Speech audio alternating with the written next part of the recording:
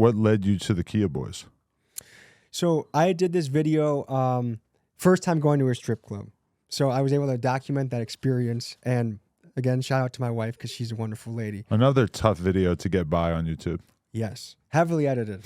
Although it didn't get as grungy as you could expect. Right. But basically, I found a raunchy club in Milwaukee that was, probably half the patrons there were packing. It's one of those nice locations. And so I was able to document that. And then in the parking lot, I talked to a gentleman and we hit it off well. And he DM'd me. He's like, yo, I want to collaborate with you again. Let's do something. I sent him 4 ideas I was working on.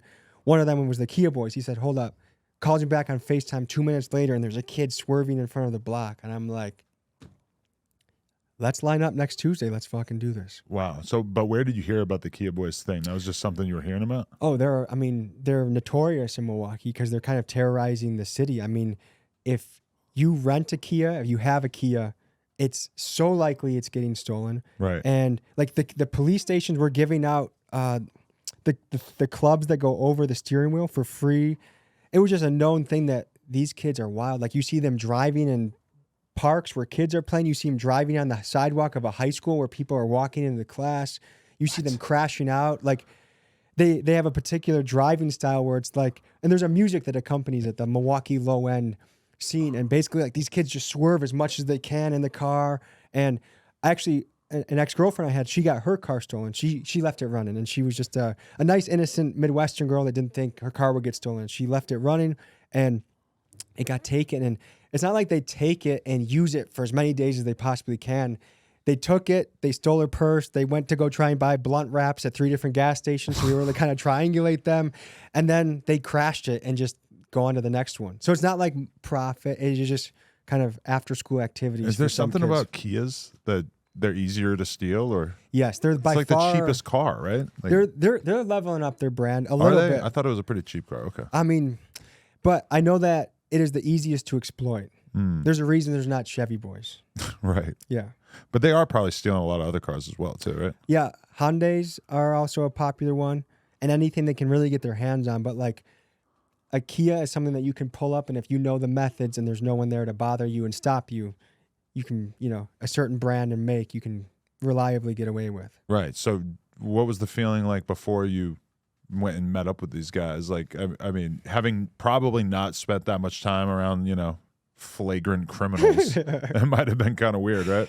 Yeah, I mean, one thing I've learned over the years of the last actually 8 months of doing these videos is like I've met with pimps, I've met with guys that sell fentanyl, I've met with Kia Boys, I've met with homeless guys that live under Las Vegas, and the line between good and evil is a lot different than I would have expected, because you think like some of these people, they must be such big pieces of shit, like this is going to be a terrible experience interacting with them, and then you realize like, oh, that's just a kid, like a kid that could easily be playing chess or basketball instead of stealing cars, or that's a guy selling heroin, but if I didn't tell you that and I invite him to a dinner, he'd be a pleasant guest to be around. So it's kind of been interesting to discover that. Yeah, definitely. Like, I mean, in particular with the Kia Boys, it's kind of like, I mean, you can't look down on them you can't look down on them fundamentally, right? Because they're products of their environment. They were brought up in a fucking culture that normalized this type of shit.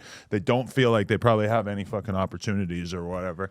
It's kind of like, I just look at them as basically like just nihilistic teens who don't see a future for themselves and don't really like know a way out of their predicament.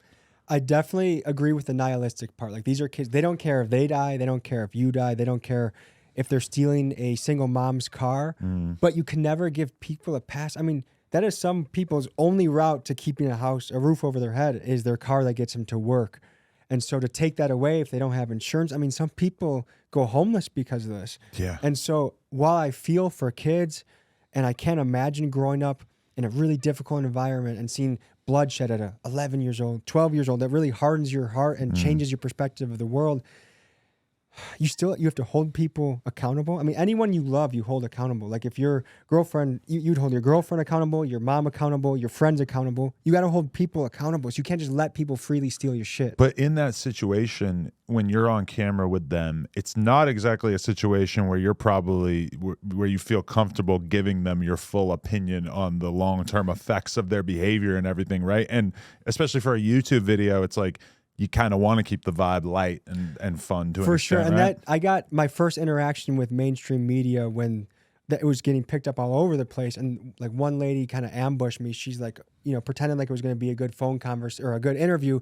And then she's like, she starts off like, you were laughing in the video with these guys. Like, what do you have to say to the victims, of the families that have died from this? And it's like, you go to this corner and hang out with these kids. One, they are just normal high school kids. Like the kid had some really funny lines. Like there was a lot of lovable aspects of these kids.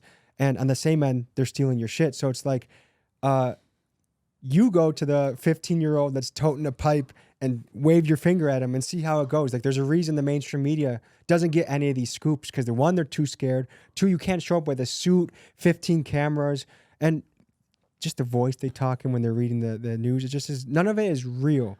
So, But also, like, the local news, I think, would consider it unethical to go and hang out with like, I'm thinking about the St. Louis video, the murder capital or whatever video that I watched last night, where you're on the corner with probably 20 dudes and they all have like numerous firearms just out on the street. They don't give a fuck. And it was pretty unbelievable. I feel like the news knows that's going on, probably could get access to that, but they would consider it kind of unethical to be glamorizing it or documenting it in such a way. Like, do you wrestle with that at all?